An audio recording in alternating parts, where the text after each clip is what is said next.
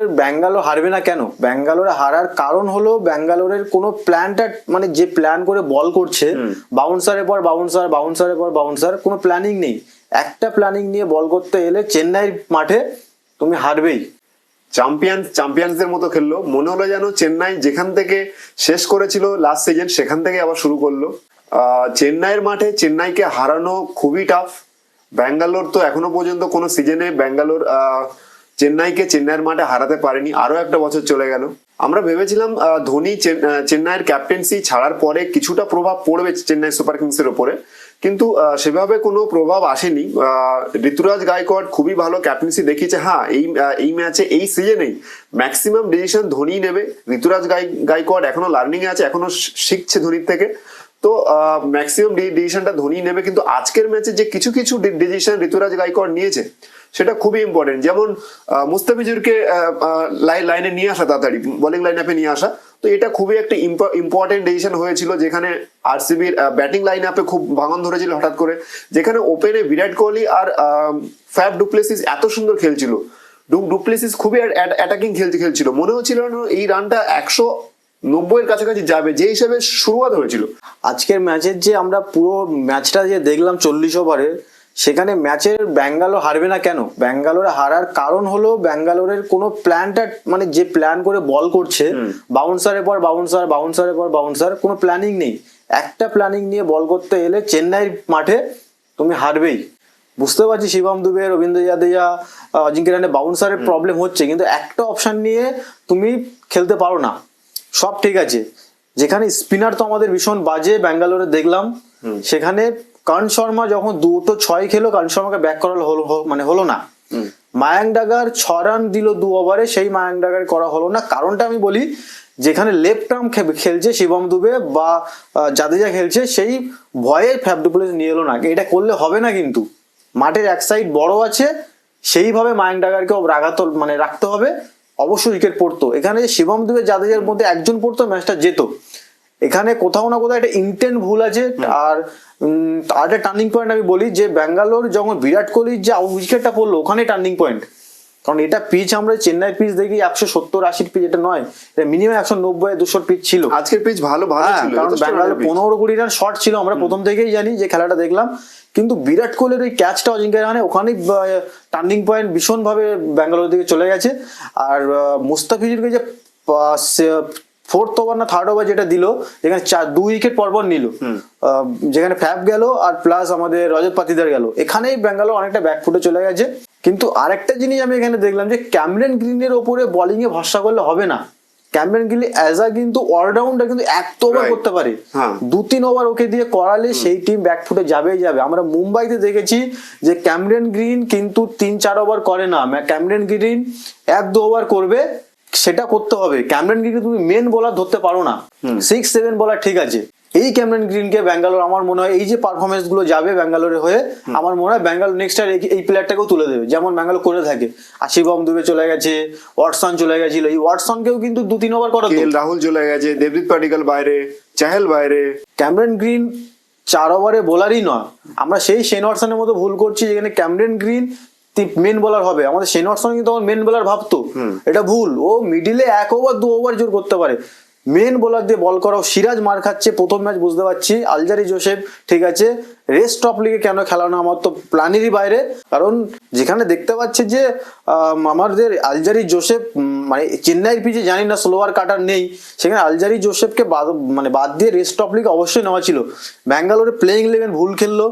Main হলো plan ভীষণ বাজেভাবে করেছে আমাদের ফ্যাফ ডুপ্লেসিস আর আমাদের অ্যান্ড্রু ফ্লেভার, যে বাউন্সার বানাবো, বাউন্সার মেরে একটা প্ল্যান থাকতে পারে না, না কোনো ইয়ার্কার, না কোনো স্লোয়ার কাটার, কিছুই নেই, একটা বাউন্সারে হতে পারে। যেখানে যদি ইয়াশ দয়ালের বোলিং কোয়ালিটি দেখি, তো সেখানে ইয়াশ দয়াল যখন ঋতুরাজের এগেনস্টে বল করছে, তো একটা সাইড দিয়ে ফাস্ট বোলিং ভালো বল করছে। সেখানে যদি অপোজিটের চেন্নাই দিক দিয়ে দেখি, তাহলে কিন্তু দুটো সাইড দিয়ে ভালো বোলিং হচ্ছে। আর মুস্তাফিজুর যে লাইন আপটা করেছে, আই থিঙ্ক যেখানে আলজারি জোসেফ খেলেছে, সেখানে যদি রেস্ট অফলি থাকতো, আমার মনে হয় মুস্তাফিজুর যেটা করেছে সেটা হয়তো রেস্ট অফলি করতে পারতো। এবার আমি এখানে বলি, মুস্তাফিজুর কিন্তু লেফট হ্যান্ডের বিরুদ্ধে ভালো বোলার নয়। ও হলো রাইট হ্যান্ডে, যে কাটারটা ও মারে ভীষণ, মানে পিক করে ভীষণ চাপ। তো মুস্তাফিজুর আমি জানতাম উইকেট পাবে, কারণ ব্যাঙ্গালোরে প্রায় সব রাইট হ্যান্ড, মানুষ রাওয়াল লাস্টে লেফট হ্যান্ড আসছে, সেখানে কিন্তু মার খেলো। এবার রেস্ট অফলি যদি খেলতো, চেন্নাইয়ের অনেকটাই লেফট হ্যান্ড আছে, রেস্ট অফলি কারণ খেলেনি, যেখানে ইয়াস দোয়া লেফট আর্ম একটা আছে বলে খেলেনি। চয়েস ঠিক আছে, আলজেরিয়া সব ঠিক যাচ্ছে, কিন্তু ব্যাপারটা প্ল্যানটা ভীষণ ভুল। প্ল্যান ভুল, মানে প্ল্যান ভুল যে আমি একটা স্লো বাউন্সার মেরে আমি গেম কিভাবে জিততে পারি না। আমার গেম জিততে গেলে আমার স্পিনারকে সাহস আনতেই হবে। কারণ শর্মা দুটো 6 খেলো, বোলার থেকে হাঁটিয়ে দিল, মায়াঙ্ক ডাগারকে বল দিল না 6 ওভার। মারুক, মারতে গেলে একটা সাইড উইকেট পড়বে। আমি ম্যাক্সওয়েলকে নিয়ে এলাম, ম্যাক্সওয়েল একটা 6 খেয়ে গেল, আমি কেন করবো এগুলো? আমার প্ল্যানের সঙ্গে যেতে হবে। আচ্ছা, কোথাও না কোথাও কি এটা মনে হয়েছিল যে ডেভন কনওয়ে নেই, সেখানে অনেকটা ইম্প্যাক্ট পড়তে পারে চেন্নাইয়ের জন্য? না, এটা আমরা কখনো ভাবিনি, কারণ রচিন রবীন্দ্রা এমন একটা প্লেয়ার, আমরা জানি লাইক টু লাইক রিপ্লেসমেন্ট। হ্যাঁ, ডেভন কনওয়ে কিন্তু বেশি বিগ হিটার নয়, না, class player. Rachin Ravindra class player, আর একটা অপশন বেটার পাচ্ছিল যেখানে বোলারটাও পেয়ে গেল, আর কিন্তু he is a very good fielder.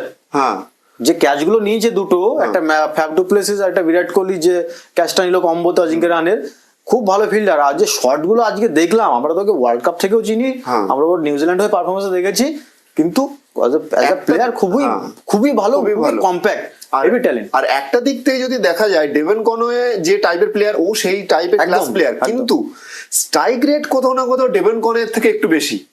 Devon Conway যেভাবে খেলতো, সেখানে ঋতুরাজ গায়কোয়াড় অ্যাটাকিং খেলতো, এখন ঋতুরাজ গায়কোয়াড় একটু নর্মাল গেম খেলছে, যেহেতু ও অ্যাটাকিং খেলছে। ঋতুরাজ গায়কোয়াড় একটু কম খেলবে, কারণ ওই ক্যাপ্টেন একটা প্রেশার থাকে, ধীরে ধীরে অবজারভেশন হয়ে যাবে, অবজার্ভটা হয়ে যাবে, সেইভাবে খেলবে। কিন্তু লাইক টু লাইক রিপ্লেসমেন্ট আমরা কখনোই ভাবিনি। Rachin Ravindra good player, Devon Conway খুব ভালো player, like to like replacement. আর সব থেকে আমার আজকে তো গেম ভালো লাগলো যে আমাদের ড্যারিল মিচেল বা অজিঙ্ক্য রাহানে অ্যাটাকিং। আমরা সবাই যে অজিঙ্ক্য রাহানে টেস্টের ব্যাটসম্যান বলি, আগের বছরও দেখেছি চেন্নাইয়ের খেলেছে। আর ড্যারিল মিচেল যে পরপর কারণ শর্মাকে দুটো স্ট্রেচ 6 মারলো, ড্যারিল মিচেল কিন্তু খুব ভালো স্পিন খেলে।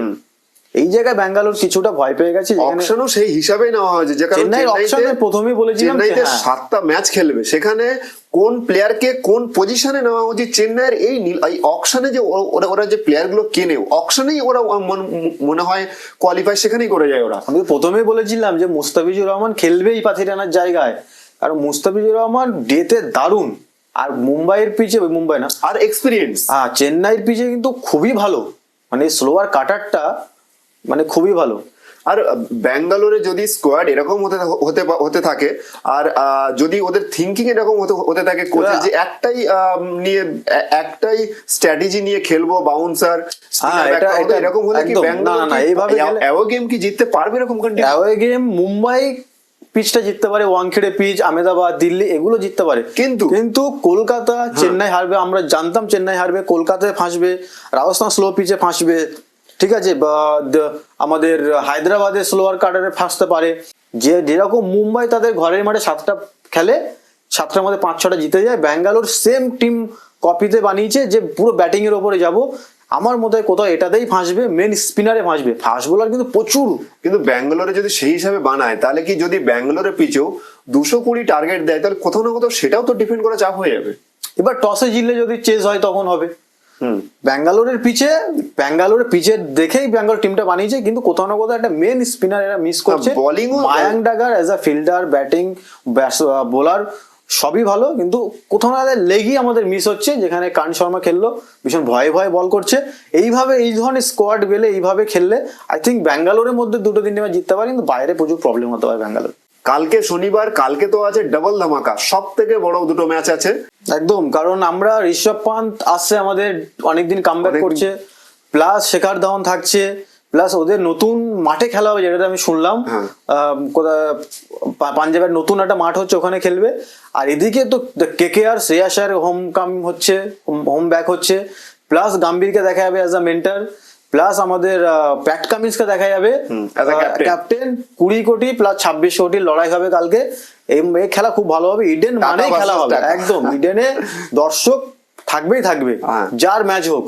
এই ম্যাচে আমার মনে হয় যে কলকাতায় ভারী আছে, কারণ ইডেনে অ্যাজ আ গম্ভীর মেন্টার, সঙ্গে নারিন, বরুণ চক্রবর্তী, শ্রেয়াস শর্মা, কোথাও কলকাতা একটু এগিয়ে থাকবে, কিন্তু ওপারে ফায়ার পাওয়ার ব্যাটিং আছে। দেখা যাক কি হচ্ছে এবার কালকে।